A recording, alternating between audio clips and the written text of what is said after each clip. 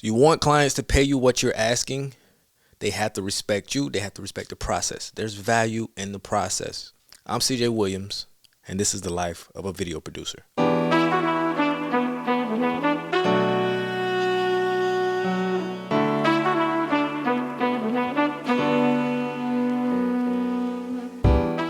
All right, so a lot of us go through this. Whether you're if you're a service provider, even if you're a creative, you're a coach, consultant, you're a video producer, videographer like myself.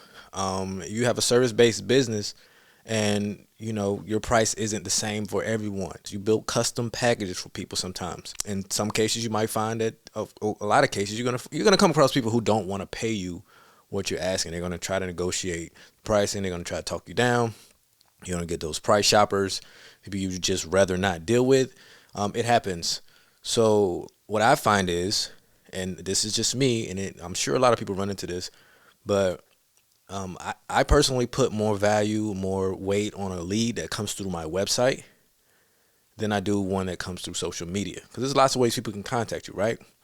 Social media, website, they can call you, word of mouth, things like that.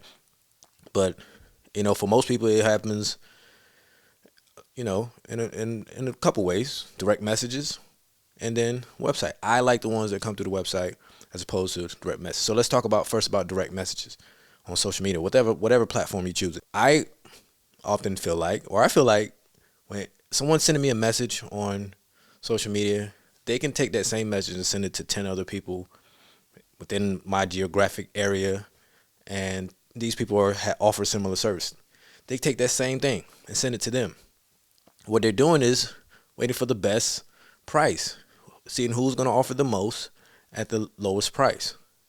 And I don't know about you, but I'm not in the business of offering the lowest price. It just doesn't happen because of the value that I provide. The ones that come through the website, I think, are going to be of more value to me. So where I get this from is, in my previous business, I owned a gym, and I did it for 5-6 years. And it was just me. I was a solo entrepreneur. So I had to have things around me set up: my inbound marketing, my email marketing, my website. I had videos everywhere. I had to have this stuff around me to kind of filter people out. And my best tool was my website, because it laid out everything. This is how people paid. This is how they got started. So anytime anybody reached out to me, I sent them to the website. And people that couldn't go through that process, they just didn't work with me. And I was okay with that. That was kind of my filter. Well, it's the same thing now that I'm doing B2B. I feel like the people that can take the time to go to that website are going to respect the process more. So you think about it, to go to the website, they got to consume your content. They got to look at what's there. They got to see your processes laid out. They got to look at your, read or look at your testimonials. They have to fill out a form, submit the form. They have to wait for you to respond. Now the ball is in your court. You to get to decide based on how they fill out that form. Some of you might have a part on your form where people can kind of tell you what their budget range is, tell you what type of business they are. For me, I like to know this stuff. What are you looking for? They might be working in an industry that I don't want to work with, a type of job that I don't want to do, or their budget might fall below anything that I'm willing to do. In this case, I get to decide. They fill out the form. They're waiting on you. They've gone through your process. That's a respect. That's a level of respect. They've gone through that process, filling out that form, and now they're waiting on you to get back to them. What are the chances they did this with 10 other people, like on social media? They can send those messages to 10 other people on social media. Will they go to 10 other websites and fill out forms and wait? No, they're not. That right there, so I don't care if they found me through Google, through the SEO search engine, or they found me they looked at my social media first and went to the website or whatever. I don't care, but they went through that process. That's all that matters to me. And now the ball's in my court, and I get to decide. So, depending on how you respond to them, how long you make them wait. I wouldn't make them wait too long, but respond either way, whether you want to get started with them or not. If not, just let them know, hey, this budget isn't what we normally deal with, or I don't normally do this type of video. And if you know somebody you can refer to them, then do that.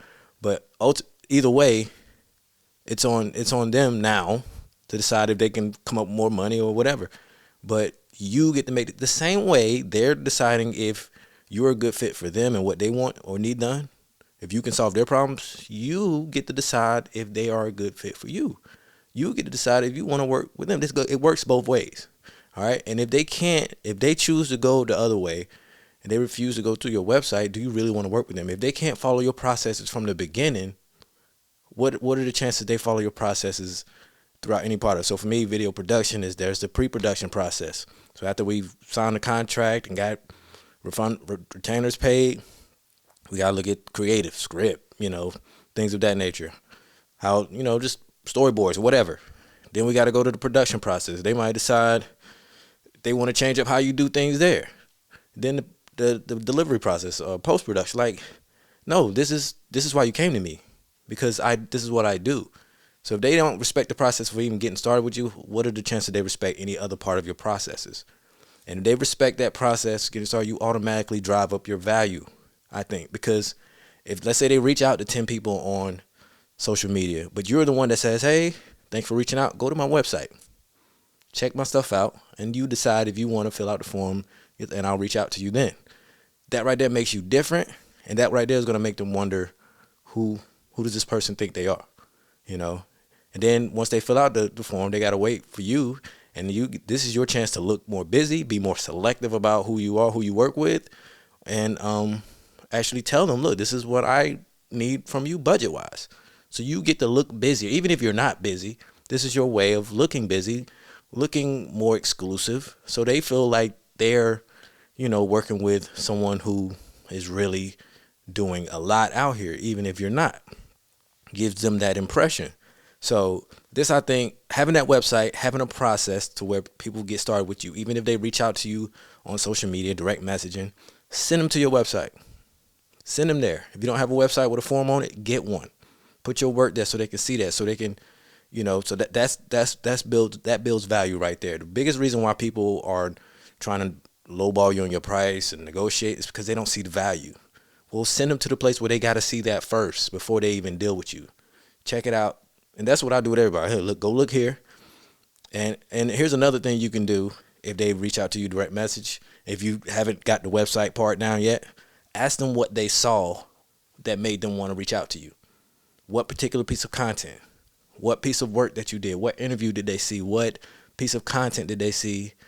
Or what video did they see that prompted them to reach out to you? And they can't cite something specifically, they probably didn't even look at your stuff. So I wouldn't even waste my time with them.